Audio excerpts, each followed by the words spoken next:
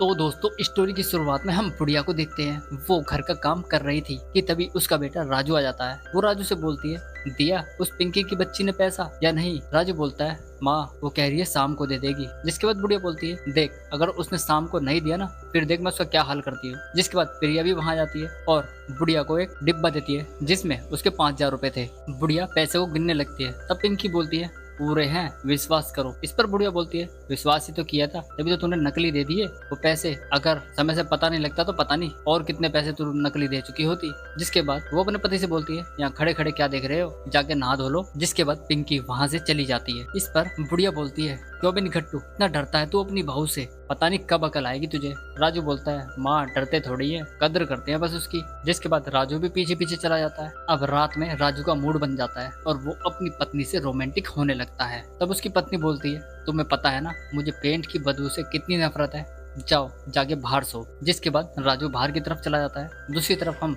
राजू की भाभी को देखते हैं जो कि किसी का बड़ी ही बेसब्री से इंतजार कर रही थी और वो उसके आते ही रोमांटिक कार्यक्रम में लग जाती है जहाँ पर दोनों को रोमांस करते हुए दिखाया गया है। दोनों खूब रोमांस करते हैं। सुबह जल्दबाजी में राजू अपने काम पर जा रहा था और भाभी उसके लिए गिलास में दूध लेकर आई थी। भाभी भी उसे नहीं देखती और वो भी जल्दबाजी में होता है, जिस वजह से दोनों टकरा जाते हैं और दोनों गिर जाते हैं। सारा दूध फैल जाता है। यहाँ पर राजू भाभी के सिनेमा के दर्शन करने लगता है और भाभी भी समझ जाती है। जिसके बाद राजू बोलता है, माफ करना भाभी, आपका सारा दूध गिर गया। भाभी बोलती है, कोई बात नहीं रेवर जी, ये दूध तो मैं आपके लिए लाई थी। भाभी बोलती है, देखिए तो कितने कमजोर हो गए हो, कल देखे थे रात में जब आप नहाने आए थे ना, पसलियां निकल आई हैं आपकी सारी। राजू बोलता है, नहीं भाभी ऐसा तो कुछ भी नहीं है। भाभी बोलती है, अभी रुकिए देवर जी, मैं आपके लिए दूसरा दूध लेकर आती हूँ। राजू बोलता है, नहीं भाभी मैं अभी लेट हो रहा हूँ, रात को दूध पी लेंगे। जिसके बाद वो निकल जाता है। तब भाभी बोलती है, रात को दूध तो हम पिला कर ही रहेंगे। जिसके बाद भाभी भी वहां से चली जाती है। दूसरी तरफ पिंकी को दिखाई देता है जहाँ पर वो पकौड़े बना रही थी और उसके दोनों हाथ गंदे थे।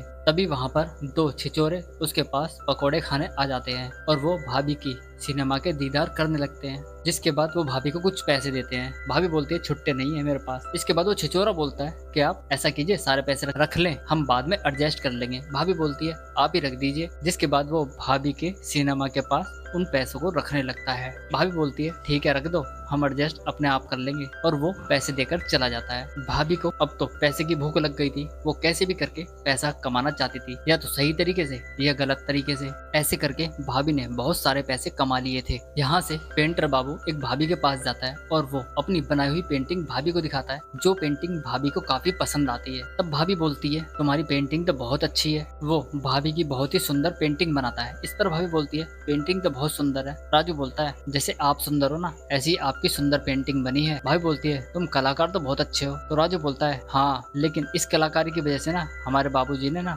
मेरी स्केच बनाने की आदत के लिए मुझे बहुत पीटा।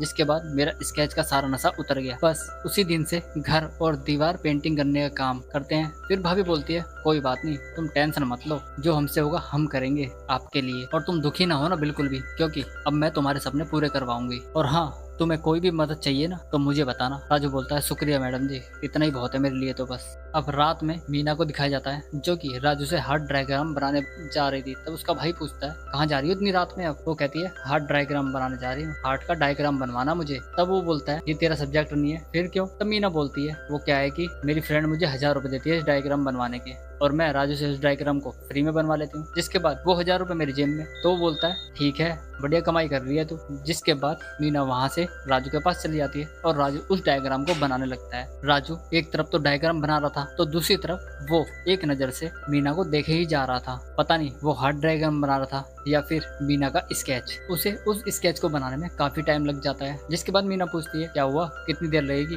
राजू बोलता है, बस थोड़ी देर और। दूसरी तरफ हम राजू की भाभी को उसके भैया के साथ देखते हैं जहाँ पर दोनों को रोमांस करते हुए दिखाया गया है। दोनों खूब रोमांस करते हैं और पलंग तोड़ते हैं। दोनों सुख पाते। इससे पहले ही मीना बाहर से अपने भैया को उसके साथ देख लेती है। नेक्स्ट डे राजू को एक भाभी के साथ दिखाया जाता है जहाँ पर वो राजू से अपना न्यूड स्केच बनवाने के लिए तैयार हो जाती है, क्योंकि राजू को उसकी बहुत ज्यादा जरूरत थी। इसलिए राजू को भाभी की पेंटिंग करते हुए दिखाया गया है जहाँ पर भाभी तैयार थी। राजू भाभी की पेंटिंग बना ही रहा था और वो ऐसे करके भाभी की काफी सुंदर पेंटिंग बना ही देता है। उसका कार्यक्रम कुछ आगे बढ़ता। इसी के साथ ही हमारा ये एपिसोड खत्म हो जाता है। धन्यवाद।